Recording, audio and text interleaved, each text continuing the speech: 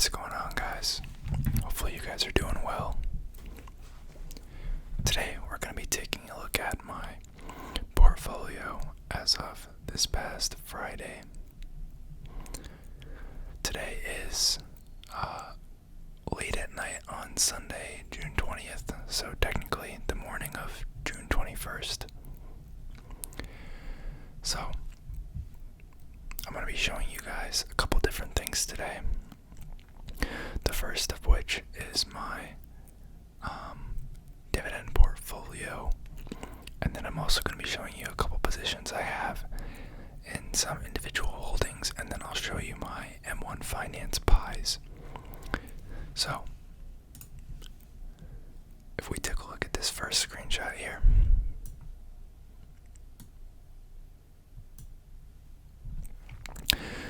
this is my dividend portfolio. So you can see at the top here, we have Intuit. Intuit is the company that makes TurboTax and QuickBooks. Pretty low dividend. In terms of yield, I believe it's around 0.5%, but they are growing their dividend very strongly. So that's one of my longer-term holdings. Equinix is a data center REIT.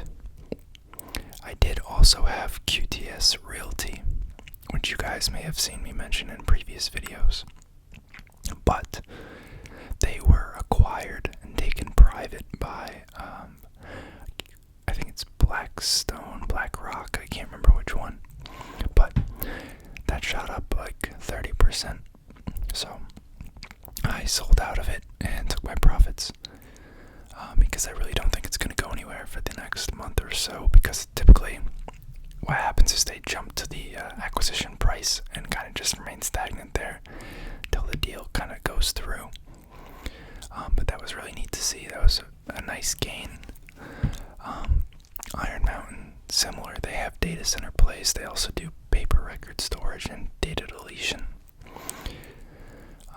Prologis is a REIT that has warehouses for online distribution and fulfillment, customers like Amazon, Walmart, etc. American Tower is a cell tower REIT, kind of the data center infrastructure play, same thesis. And so is DLR is a I think DLR is cell tower. I don't think it's data center. Let me look it up. It's one of the two.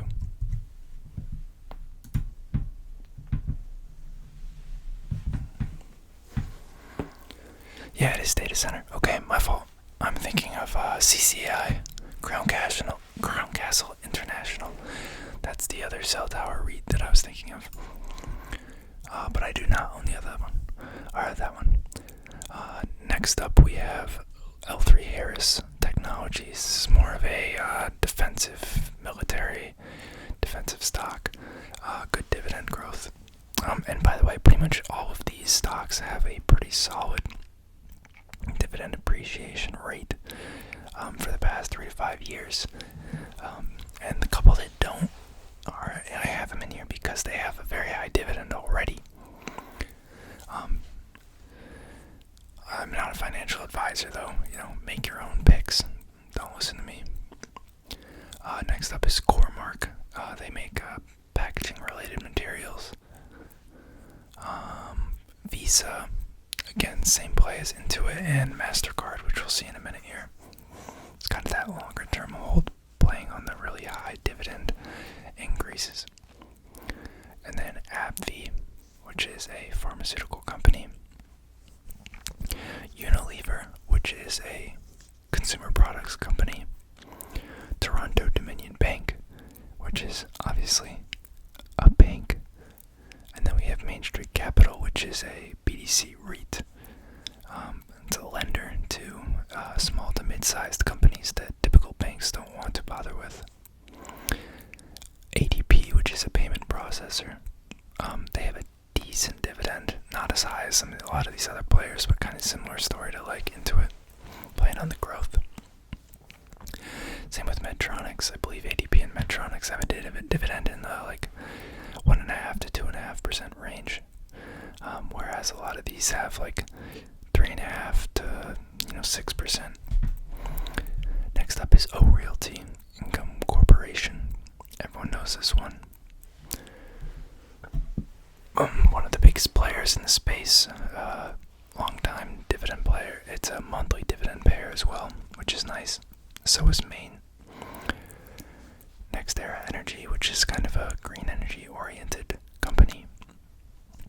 MasterCard, we talked about. CareTrust REIT is a elderly care REIT. There's a couple of things that make it a little unique and a little better, in my opinion, than some of the other long-term care places that you see out on the market. Verizon. I'm kind of lukewarm on Verizon. I'm not sure where they're gonna grow per se. It's there more just as like an inflationary hedge and like a decent dividend right now. But I may sell them. Next up we have Store Capital. This is a stock that I talked about in the past. I ended up buying it. Kind of similar to O Realty, except they focus on less well-known brands and companies. So these companies don't have quite as much negotiation power, but it's also slightly riskier. But they do get a better return. IIPR, which was my last pick. It's a weed-based REIT. Cone or Cyrus One is another data center REIT. And then we have JP Morgan, which is another bank and credit card provider. JP Morgan Chase. And last but not least is Medical Properties Trust, which I have also talked about before. This is a critical care hospital REIT.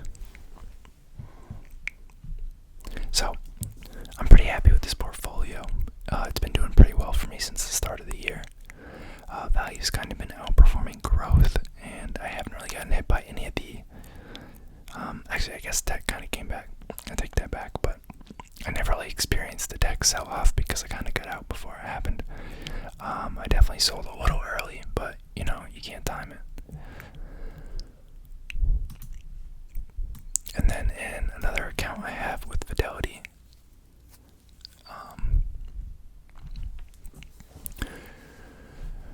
let's see, we have Lemonade here, which is a fintech insurance company, up and coming, definitely riskier. We have Palantir. I've talked about Palantir in the past. A lot of you guys know Palantir. Square, which is a digital wallet and Venmo competitor.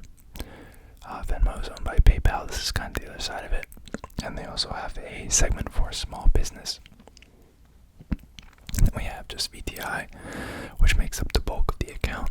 Just a total market index fund, ETF. And then we have a Ethereum ETF here. This is a shorter term swing trade. I'm down a little bit on it, but I plan on holding it.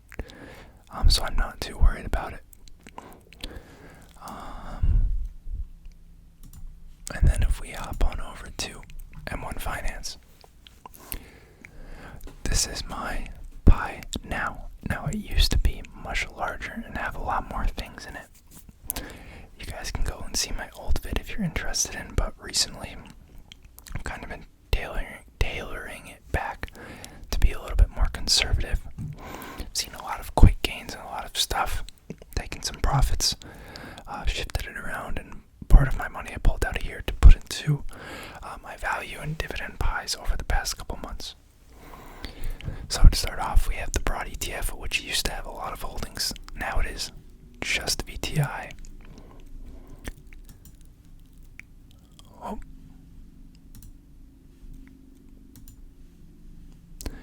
Then we have the semiconductors pie. 34% just the general semiconductor ETF. 25% TSM, which you guys know I've been a big fan of for the past year and a half. I've made videos about them in the past. I no longer hold individual stock in them, so to speak. Like, I only have it in M1 Finance. I used to have a lot of shares and options. Lamb Research. Also a big fan of Lamb Research. They've done really well actually for the past year or two. 248% in the past year or two. I probably bought them about a year and a half ago. Qualcomm, kind of lukewarm on. Skyworks is neat. Cirrus Logic is neat. Broadcom, kind of lukewarm on. AMAT, I like a lot. Nano Dimension. This is a really small position. These percentages probably aren't perfect because I just pulled the generic pie from my M1 rather than show you the actual values. But I only have like 5-10 shares of this, I think, which is like basically nothing, but that was kind of just a YOLO that I probably regret. But there was a lot of hype around it because of Cathie Woods. I don't tend to like play those types of stocks, but I was in it, and it dipped, and then I bought the dip, and it kind of just kept dipping, but barely any money in the scheme of things. I think looks like we're getting kind of back up to where I bought it at, which is kind of neat. I feel bad for anyone who bought it up here. Jesus Christ. But they make 3D printed chipsets and PCBs, which is really neat. It's definitely a very speculative play, but could be cool in the near future. Then digital payments. So this is going to be Visa and MasterCard. I do own it in Fidelity as well. Again, more Square. And then here you'll see we have Discover. I actually first started buying Discover, like this was one of like my first stocks that I bought like in the midst of the pandemic crash. I bought Discover when it was like, not in here, in Fidelity, when it was like $25 a share, which is just nuts considering it's at 114 now. But like when that doubled, I sold that out, and this is all I have left. I think I'm up like 100% on this. NSTB has been pretty flat. This is going to be a merger with Apex Clearings, which is the clearinghouse for a lot of crypto and stock companies. You should look into it if you're interested. It's still kind of at the SPAC price because we're just waiting for the merger. These are all pretty small holdings, these bottom three. SoFi Technologies is Chamath's SPAC. That's what IPOE became. And I think SoFi has a lot of potential in terms of consolidation of financial services for especially the younger generation. Again, really small and speculative. I think it's neat though. And then Coupa is another one. Kind of been screwing me a little bit. You can see past year down 5%. I think it's because they have a lot of enterprise clients that are going through a bit of a struggle right now, and Coupa is a relatively new like software packages. They have some larger companies that use it, but a lot of companies aren't looking to spend money and make innovative changes and disrupt their process right now because of this current situation. So I think these guys are probably having difficulty keeping and acquiring companies. But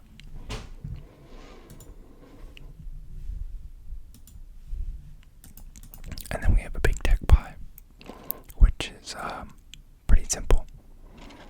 Microsoft, Apple, Amazon, Google, Tesla, and ISRG. You probably won't see thrown around with those people that often. But this is like the robot-assisted surgery company.